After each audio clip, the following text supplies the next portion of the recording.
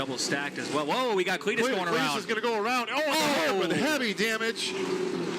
The loudest thing about Garrett Mitchell's career has always been the volume. Burnouts, sold-out grandstands at the Freedom Factory, almost 5 million subscribers, more than 2 billion views. Wednesday night at Berlin Raceway was the opposite of all of that. A 20-second qualifying position. A middle finger from the race leader while being lapped. A tire rub.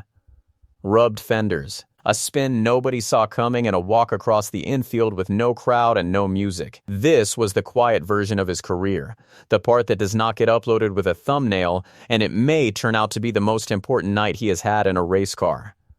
To understand why that night carried any weight at all, you have to go back several months. To a decision that had nothing to do with Berlin Raceway and everything to do with what happened there. Earlier in 2026, following his debut in the NASCAR O'Reilly Auto Parts Series, Garrett Mitchell submitted a request to run a second race in that series at Talladega Superspeedway. NASCAR officials declined the request. Their reasoning was not vague. They stated that they wanted to see him compete on more short tracks in the series while continuing his efforts in the ARCA Menard Series and the NASCAR Craftsman Truck Series. Speaking about the decision in a video afterward, he said simply that it is what it is and confirmed that he had additional truck races on his schedule. That single decision reframes everything about Wednesday night. The entry at Berlin Raceway was not a content grab, and it was not a promotional stunt built around a channel upload. It was the exact assignment a sanctioning body had handed him. He was told he needed short track experience, and he went and got it at one of the least forgiving short tracks available to him in the country. That is the lens this race needs to be judged through, not as a result. As coursework, Mitchell, 31 years old, was born on the 5th of April, 1995 and comes from Bradenton, Florida. He owns the Freedom Factory, the racetrack in Bradenton that has become the physical home base of everything he does. Online, under the name Cleetus McFarland, he has built one of the largest automotive audiences on the internet. With a subscriber count approaching 5 million and a lifetime view total above 2 billion. The racing arsum is the part that matters here, and in 2026 it has been substantial. Across the season, he has made a combined 9 starts across 2 ARCA divisions and the lower 2 NASCAR National Series. Those starts are spread across the ARCA Menard Series, the ARCA Menard Series East, the NASCAR O'Reilly Auto Parts Series, and the NASCAR Craftsman Truck Series. The high points are real. On the 25th of April, he finished second in the ARCA Menard Series race at Talladega Superspeedway. On the 4th of April, he finished 4th in the ARCA Menard Series East event at Rockingham Speedway. On the 14th of February, he finished 11th in the ARCA Menard Series race at Daytona International Speedway. The difficult results are equally real, and they are worth stating plainly rather than skipping past.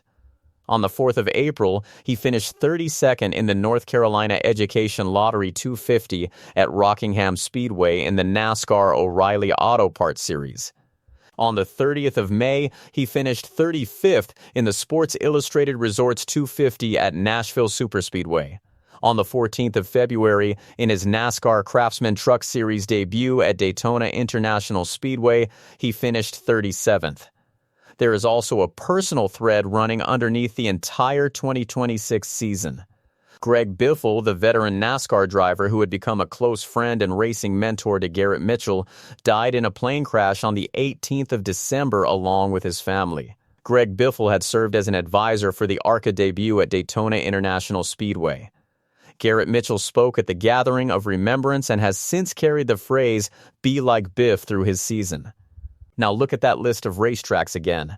Daytona International Speedway, Talladega Superspeedway, Kansas Speedway, Michigan International Speedway, Nashville Superspeedway, Rockingham Speedway, superspeedways and intermediate tracks, drafting, pack racing, and long sweeping corners where aerodynamics carry an enormous share of the workload. Berlin Raceway is not that. It is not close to that. Berlin Raceway sits in Marne, Michigan and measures 438 thousandths of a mile. It is a high-banked bullring, well under half a mile in total length, where cars get loose without much warning and the margin for error is extremely small. The most useful description of the place does not come from a statistic. It comes from Carson Hocevar, a NASCAR Cup Series driver, a friend of Garrett Mitchell, and a previous winner of this exact event. His assessment of the track was direct. There's never been a perfect race car at Berlin. It's just about who's the best of the worst in handling. That is the racetrack he chose for his first super late model start. The field he chose to do it against was not a soft one. 27 cars took the green flag in the Tekton 250 battle at Berlin, racing for a $40,000 winner's prize over 250 laps. Bubba Pollard was in that field, widely regarded as one of the all-time greats of super late model racing. Carson Hocevar was there, a Cup Series regular and a past winner of this race. Majeski was there, a NASCAR Craftsman Truck Series champion. Tristan McKee was there, a Spire Motorsports prospect and one of the rising young names in pavement racing. Beyond those four, the entry list included Terry Seneker, Joey Doran, Trayton Lapsovich, and Evan Shotko, all established short-track competitors with long records at this level. Here is the sentence that frames the entire evening. This was lap one of Garrett Mitchell's entire super late model career against people who have been racing this specific type of car at this specific type of racetrack for decades. Qualifying placed him 22nd in a 27-car field. That deserves an honest reading rather than a generous one. It is mid-pack toward the rear, it is not a competitive starting position, and it is also not an embarrassing number for a driver taking his first competitive laps in this discipline at a track he had never raced. Early in the event, the first significant moment arrived. Garrett Mitchell spun while attempting to avoid an incident developing ahead of him. He kept the car off the wall, recovered it, and rejoined the field without ending his night. At a track shaped like Berlin Raceway with banking that tight and walls that close, a spin at speed very often finishes in the fence. This one did not, and the save is worth crediting on its own terms. Through the middle stages, the night became a grind. He dealt with rubbed fenders. He dealt with a tire rub. He was working through the ordinary physical toll of short-track competition while learning the racing surface in real time. Then came a moment that has been widely circulated since, and that is regularly misread. While being put a lap down by race leader Evan Shotko, contact between the two cars resulted in Evan Shotko delivering a middle finger as he went past. It is easy to file that under embarrassment. The more accurate reading is different. A driver at the very back of the field running out of everyone's way does not draw a reaction from the race leader. That gesture indicates he was close enough to the leader's line to require navigating around. He was an obstacle in the racing groove, not a rolling chicane parked on the bottom of the racetrack. Meanwhile, the fight for the actual win was developing at the front, and it produced the most dramatic sequence of the night. Evan Shotko, who had won this race a few years earlier, led much of the 250 laps. With just under 15 laps remaining, problems began to appear. He surrendered the lead to Bubba Pollard and second position to Tristan McKee. Then something appeared to break on the right front of his number 22 machine. He went hard into the turn 3 wall, and his night ended just short of the checkered flag. Evan Shotko was classified 16th. That handed the lead to Bubba Pollard and set up a door-to-door fight for victory between Bubba Pollard and Tristan McKee over the closing laps. With a handful of laps left, Bubba Pollard appeared to bottom out entering turn 3. That settled the outcome. Tristan McKee went on to take his first victory in the Tekton 250 battle at Berlin. Bubba Pollard settled for second. Carson Hocevar finished third. Majeski finished fourth. Boris Yurkovich finished fifth. And with roughly 19 laps remaining, the night ended for Garrett Mitchell. He got loose in turn 3 as leader Evan Shotko was closing to put him a lap down. The car snapped and spun down the racetrack. Evan Shotko managed to thread past and avoid contact. The car directly behind did not have that option. Keith Herp in the number 18 machine was collected in the incident, and the contact tore apart the nose and the entire right side of his car. Garrett Mitchell's own car sustained heavy damage across the front. Keith Herp was classified 18th. Garrett Mitchell was classified 19th out of 27 starters in the number 33 machine. This is the section that separates Wednesday night from an ordinary bad debut. After climbing out, Garrett Mitchell walked directly to the team he had collected. He did that on the night, at the racetrack on camera before addressing his own damage in any detail. Speaking to Flow Racing in the infield, his summary of his own performance was 2 words long. "Well, I just suck." He expanded on it in a video posted to his social media afterward. He opened that video by pointing out that Keith Herp had received the worst of the crash, noting that he had already gone over to speak with that team and apologizing again on camera. On the cause, he did not hedge. He said he had overcooked the corner and gotten loose. The most substantial thing he said, and the line that has traveled furthest since Wednesday, was about the standard of competition itself. "Completely got my ass kicked tonight, but I learned a lot, man. The racecraft that you need to pass somebody when there's really just no good place to pass was insane.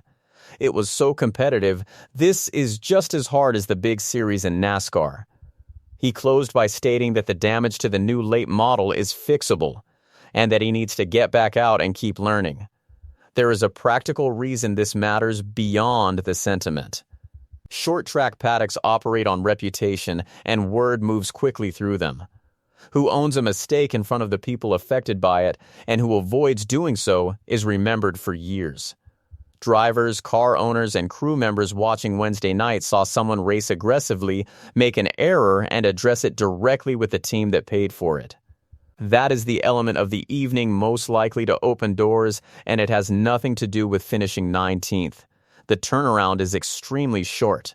On Saturday, the 15th of August, the first ever race of the Cleetus McFarland Late Model Series is scheduled at Berlin Raceway. It is a 75-lap event paying $20,000 to win.